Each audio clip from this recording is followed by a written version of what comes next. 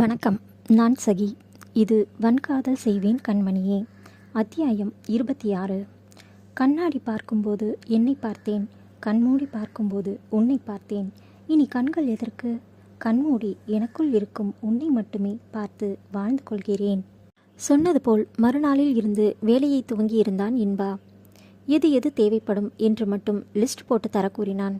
அவள் ஏதாவது விட்டிருந்தால் அதையும் அவளிடம் கேட்டு தெளிவுபடுத்தி கொண்டு சேர்த்து கொண்டான். பணத்தை திரும்ப கொடுக்க போன இடத்துல எதுவும் சொன்னாங்களா என கேட்டாள் ஆரணி.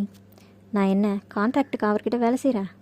எனக்கு பிடிச்சா செய்வேன், இல்லைனா முடியாதுன்னு சொல்லிட்டு வந்துடுவேன். எவனோ என்னை கண்ட்ரோல் பண்ண முடியாது என்றான். ஆமாம், நீங்கள் எப்பவும் அன்கண்ட்ரோல் தானே முனகி கொண்டாள். என்ன சொன்ன? அவன் கேட்க ஒன்றுமில்லை என்பது போல தோலை குலுக்கினாள். ஆமாடி, நான் அன்கண்ட்ரோல் ஆகிறது உன்கிட்ட மட்டும்தான் என கூறி இழுத்து வைத்து முத்தம் கொடுத்தான். இன்பா விடுங்க என திமிரி விலகியவள், வேலை இருக்கும்போது என்ன வேலை பார்க்குறீங்க என திட்டினாள். செய்யறதே என் பொண்டாட்டிக்காகத்தானே, அப்புறம் அவளை கண்டுக்காம எப்படி என கண் சிமிட்டி சிரித்தான். அவன் சொன்னதை மனதில் இதமளிக்க முகத்தில் மலர்ந்த முறுவலை அவனுக்கு காட்டாமல் மறைத்து கொண்டாள். இருவரும் இலகுவாக வேலையை பகிர்ந்து செய்தனர். முதலில் காலையில் டிஃபன் மட்டும் செய்து பார்க்கலாம் என்றாள் ஆரணி.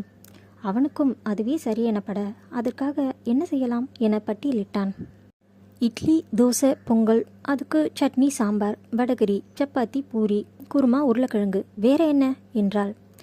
அதெல்லாம் கிடையாது என்றான் அவன். அப்புறம் வேற என்ன செய்ய போறீங்க? எல்லாரும் செய்யறதையே நாமளும் செஞ்சா எப்படி? புரியலையே. இதுதான் எல்லா இடத்துலையும் கிடைக்குமே, நம்ம புதுசாக ட்ரை பண்ணுவோம். அவன் சொன்னதும் ஆர்வமாக அவனையே பார்த்தாள். சின்ன வயசில் எங்கள் அம்மா ராகி தோசை, கம்பு பூரி எல்லாம் செய்வாங்க. அது போல் ஏதாவது ட்ரை பண்ணுவோம். உங்களுக்கு செய்ய தெரியுமா சந்தேகமாக கேட்டாள். செய்யறதுக்கு நான் தயார் தான். சாப்பிட்டு பார்த்து ரிசல்ட் சொல்ல நீ ரெடியா? இப்போவும் நான் தான் எலியா என சிரித்தாலும் சம்மதமாக தலையசைத்தாள். முதலில் வெள்ளை கொண்டை கடலையில் எதையோ சேர்த்து தோசையும் தொட்டுக்கொள்ள தேங்காய் சட்னியும் செய்தான். அவளுக்காக குட்டி குட்டியாக செய்து கொடுத்தான். புதுவித சுவையில் அற்புதமாக இருந்தது. அடுத்தது பச்சை பயிறு ஊற வைத்து அதில் பூரி செய்து கொடுத்தான். பார்க்க பச்சையாக இருந்தாலும் பூரி புஷ் என்று கண்ணை பறித்தது. உருளைக்கிழங்கு மசாலும் செய்திருந்தான். சோயா பீன்ஸ் வைத்து அதில் அடையும் காய்கறி கிரேவியும் செய்தான். என்ன இப்படி அசத்துறாரு என நினைத்து கொண்டே உண்டாள். ஒவ்வொன்றும் ஒவ்வொரு சுவையில் இருந்தது. ஒன்று காரமாக இருந்தால் மற்றது காரம் குறைவாக இருந்தது. எப்படிங்க இதெல்லாம் என அசந்து போய் கேட்டாள். அதெல்லாம் அப்படித்தான் என அடக்கமாக சிரித்தான். பாருடா, உங்களுக்குள்ள ஒரு ஷெஃப் வெங்கடேஷ் பட் இருந்திருக்காரு, இது தெரியாம போச்சு எனக்கு என்றாள் குறும்பாக. அதற்கு பெரிதாக சிரித்தவன், எங்கப்பா முன்னாடி ஹோட்டல் வச்சிருந்தாரு, உனக்கு தெரியுமா? அவரே நல்லா சமைப்பாரு. அதனாலே என்னவோ எனக்கு சமைக்க பிடிக்கும். பிடிச்சதை செய்கிறப்ப ஆர்வம் தானாவே வரும் என்றான். எவ்வளவு இலகுவாக சொல்லிவிட்டான். எத்தனை பேர் இப்படி பிடித்ததை கூட ஆர்வமாக செய்வார்கள் என நினைத்து கொண்டாள். என்ன ஓகே தானே என கேட்டான். அவள் ஏதோ யோசித்து கொண்டிருப்பதை பார்த்து, நீங்கள் மட்டும் எப்படி தனியாக செய்வீங்க என்றாள் கவலையாக. அதுக்கு ஆள் வச்சுக்கலாம் என இலகுவாக கூறினான். 3 நாட்கள் அந்த வேலையில் அலைந்தான். பஸ் ஸ்டாண்ட் அருகிலேயே ஒரு இடத்தை பிடித்து அங்கே சின்னதாக ஹோட்டல் போல துவங்கினான். புதிதாக பாத்திரங்கள், கடைக்கு தேவையானவை எல்லாம் வாங்கினான். ஆரணியும் 2 நாட்கள் லீவு போட்டுவிட்டு அவனுக்கு உதவினாள். தேவையான காய்கறி, மளிகை சாமான் எல்லாம் ஆட்டோவில் சென்று வாங்கி வந்தாள். கடை திறக்க போறீங்கன்னு வீட்டில் சொல்லிட்டீங்களா? ஏன், உங்ககிட்ட சொல்லிட்டு தானே செய்கிறேன். என்கிட்ட இல்லைங்க, பாட்டி, பெரிய மாமா, ராணியத்தை, சித்தி, சித்தப்பா அவங்கக்கிட்ட எல்லாம் சொல்லலையா? இப்போதைக்கு யார்கிட்டையும் சொல்லலை. அப்புறம் பெருசாக பண்ணும்போது பார்த்துக்கலாம். அதுக்கு இல்லைங்க. விடு ஆரணி, வேலை இருக்கு என அந்த பேச்சுக்கு அதோடு முற்றுப்புள்ளி வைத்தான். கடை திறப்பன்று ஆரணி விடுமுறை போட வேண்டாம் என கூறி அவளை ஆட்டோவில் அலுவலகம் அனுப்பி வைத்தான். ஏன் வர வேண்டாம்னு சொல்றீங்க? முணுமுணுத்து கொண்டே சென்றாள்.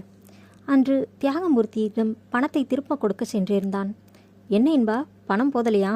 டேய், இன்னொரு கட்டு எடுத்துட்டு வா என ஆளை ஏவினார். இல்லைண்ணா, அதெல்லாம் வேண்டாம், இந்தாங்க என தன்னிடம் இருந்த பணத்தை அவரிடம் திரும்ப கொடுத்தான். என்ன இது? அவனை உறுத்து பார்த்து கேட்டார். என்னால் இந்த வேலையை செய்ய முடியாதுண்ணா என்றான். என்னப்பா, உன்னாலேயே செய்ய முடியாதுண்ணா வேற யாரால செய்ய முடியும்? ஆச்சரியமா இருக்கே என்றார். அண்ணா, செய்ய முடியாதுண்ணா அந்த அர்த்தத்தில் சொல்லலை. இனி என்னால் உங்ககிட்ட வேலை செய்ய முடியாது. இனி எதுக்கும் என்னை கூப்பிடாதீங்க என முடித்து கொண்டான். என்ன இன்பா, பொண்டாட்டி பேச்சை கேட்டுக்கிட்டு பேசுகிற மாதிரி இருக்கு என்றார். வெளியே செல்ல இருந்தவன் திரும்பி அவரை பார்த்தான். ஆமாண்ணா, என் பொண்டாட்டிக்கு பிடிக்கல, அதனால் செய்ய மாட்டேன் என கூறிவிட்டு கிளம்பினான். அவன் போகவும் அருகில் வந்த ஆறுமுகம், அப்படி என்ன ஊரில் இல்லாத பொண்டாட்டி கட்டிக்கிட்டான்னு இப்படி ஆடறான் தெரியலையே என்றான். இல்லடா, அவனை அப்படியே விட்டா நமக்கு தான் நஷ்டம். அவன் பொண்டாட்டி பற்றி விசாரி. இவெல்லாம் நம்ம கூட இருக்கிற வரைக்கும்தான் நாம் அரசியல்வாதி. விட்டுட்டு போனால் நம்ம செல்லாத பழைய 1000-500 நோட்டு மாதிரி ஆகிடுவோம் என்றார். என்னையா செய்ய போகிறீங்க? டேய், காசுக்கு மயங்காத பொண்ணுங்க எங்கே இருக்காங்க?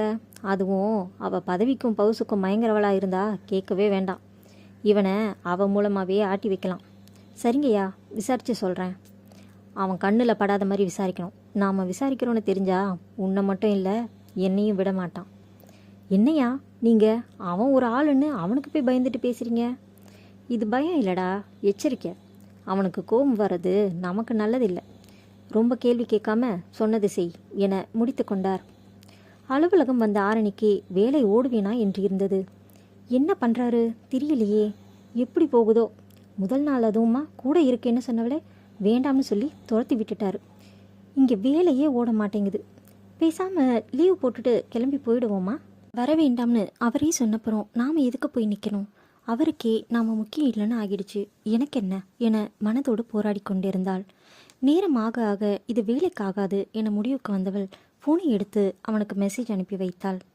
எல்லாம் எப்படி போகுது என கேட்டு வைக்க வெகு நேரமாகியும் அதற்கு பதிலோ அல்லது அவன் பார்த்து விட்டான் என்பதற்கான அறிகுறியோ அவனிடம் இல்லை. ஃபோனை பார்த்து பார்த்து சலித்து போனவள் வேலையாவது பார்ப்போம் என அதில் கவனத்தை செலுத்தினாள். நேரம் மதியத்தை கடக்க உணவு உண்ணும் ஆர்வம் கூட இல்லாமல் இருந்தவளை பார்த்த அனிகா ஏளனமாக பார்த்துவிட்டு போனாள். இவ ஏன் நம்மளை ஒரு மாதிரி பார்க்கறா என நினைத்து கொண்டவளுக்கு அவளின் எண்ணம் புரிய சற்று நேரமானது. மதியம் இடைவெளியில் ஒருவர் சாப்பிடாமல் இருந்தால் ஒன்று பசியின்மையாக இருக்கும், இல்லை உடல் நலக்குறைவு, இல்லை ஏதாவது பிரச்சனை. இதில் ஏதாவது ஒன்றுதான் இருக்க வேண்டும். அதுதானே வழக்கம். இதில் ஆரணி ஏதோ குடும்ப பிரச்சனையால் தான் சாப்பிடாமல் இருக்கிறாள் என அவளே முடிவு கட்டிவிட்டாள் போல. அடுத்தவங்க அந்தரங்கம் தெரிஞ்சுக்கிறதுல அவ்வளவு ஆர்வம் என எண்ணியவள் உணவை எடுத்துக்கொண்டு உண்ண சென்றாள். அவளுக்கு உடல் சூடானது போல இருக்க தயிர் சாதமும் ஊறுகாய் மட்டுமே எடுத்துக்கொண்டு வந்திருந்தாள். இது இன்பாவுக்கு தெரியாது. அவன் வேலை விஷயத்தில் மும்முரமாக இருந்தான். மதிய உணவை முடிக்கும் நேரம் அவள் மொபைல் சீனுங்க எடுத்து பார்த்தாள். வெற்றிக்குறியாக கட்டை விரல் உயர்த்தப்பட்ட இமோஜி வந்திருந்தது. அதை பார்த்ததும் சந்தோஷம் தாங்கவில்லை ஆரணிக்கு. துள்ளி குதிக்க துடித்த கால்களை அடக்கி கொண்டு அவனுக்கு ஃபோன் போட அது எடுக்கப்படவில்லை. மாறாக வேலையை பாருடி பொண்டாட்டி, சாயங்காலம் பேசிக்கலாம் என மெசேஜ் வந்தது. இவர் இருக்காரே என சிரித்து கொண்டவள் வேலையை பார்க்க சென்றாள். ஆனாலும் கூட மாலை எப்போது வரும் என அவள் மனம் ஏங்காமல் இல்லை. அவசரமாக வேலையை முடித்தாலும் அவள் விருப்பத்திற்கு கடிகாரம் ஓடவில்லை என்பதே உண்மை. இது என்ன இப்படி ஆமையா ஓடுது என முயல் போல அவள் எண்ணங்களை கணவனை நோக்கி ஓடவிட்டாள். அன்று இரவு படுக்கும்போது அவளை வேகமாக அணைத்தவனை என்ன என்பது போல் பார்த்தாள். நைட் நீ இல்லாமல் தூங்காமல் இருக்க முடியுமா தெரியலடி என்றான் கழுத்தில் முகம் புதைத்து. ஏன் இவ்வளவு நாளும் எப்படி தூங்கினீங்க என கேட்டு வைத்தாள். இதுதான் எனக்கும் தெரியல என்றவன் அவளை முடிந்த மட்டும் இறுக்கி அணைத்தபடி உறங்கி போனான். இன்பா விடுங்க, மூச்சு முட்டுது என நகர்ந்து கொள்ள பார்த்தாள். நைட் ஷிஃப்ட் மாற்றிக்க முடியாதா பாவமாக கேட்டான். அதெல்லாம் முடியாது, ஏற்கனவே ஒத்துக்கிட்டு தான் அக்ரிமெண்ட்டில் சைன் பண்ணியிருக்கேன். இது போல் மாதம் ஒரு ஷிஃப்ட் மாறி மாறி தான் வரும் என்றாள். பொடி சலித்து கொண்டவன் இன்னும் நன்றாக அணைத்தபடி உறங்கி போனான். முதல் நாளில் கூறினான் தான். அதற்காக தினமும் எல்லாம் அவளை நாடவில்லை. தேவைக்கு மட்டும் நாடி மற்ற நேரங்களில் குப்புறப்படுத்தி உறங்கவும் இல்லை. எப்போது என்றாலும் அவள் அவனுக்கு வேண்டும். அணைத்தபடி உறங்க, தோளில் சாய்ந்தபடி டிவி பார்க்க, நெஞ்சில் அணைத்தபடி மௌனமாக இரவை ரசிக்க எப்போதுமே அவள் வேண்டும் என காட்டிக்கொண்டிருந்தான். மறுநாள் காலையில் அவள் வழக்கம் போல எழுந்து கிளம்ப அவனோ இழுத்து வைத்து படுக்க வைத்தான். இன்பா விடுங்க, விடிஞ்சிருச்சு எனக்கு ஒரு அவள் மீலேயே படர்ந்தவன். இனிமே ஒரு மாதத்துக்கு நானும் நைட் வேலை செய்யாமல் பகலில் தான் வேலை செய்ய போகிறேன் என்றான். என்ன சொல்கிறீங்க, நான் கிளம்பணும் என அவனை விலக்கி விட்டு எழ அது முடியாமல் போனது. இன்பா என அவனை முறைக்க, நைட் ஷிஃப்ட் தானே, மதியம் போல் எழுந்துக்கலாம் என்றான் சாதாரணமாக. ஐயோ மதியமா? இல்லை எனக்கு ஜென்ரல் ஷிஃப்ட் தான் என பதறினாள். அவன் அவளை பிடிபட்டாயா என்பது போல பார்க்க இவளோ முகத்தை திருப்பிக் கொண்டாள்.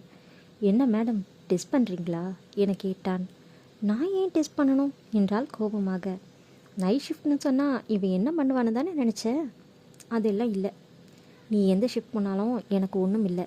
ஆனால் நைட் செய்கிற வேலையை பகலில் செஞ்சுப்பேன், அவ்வளவுதான் என்றான்.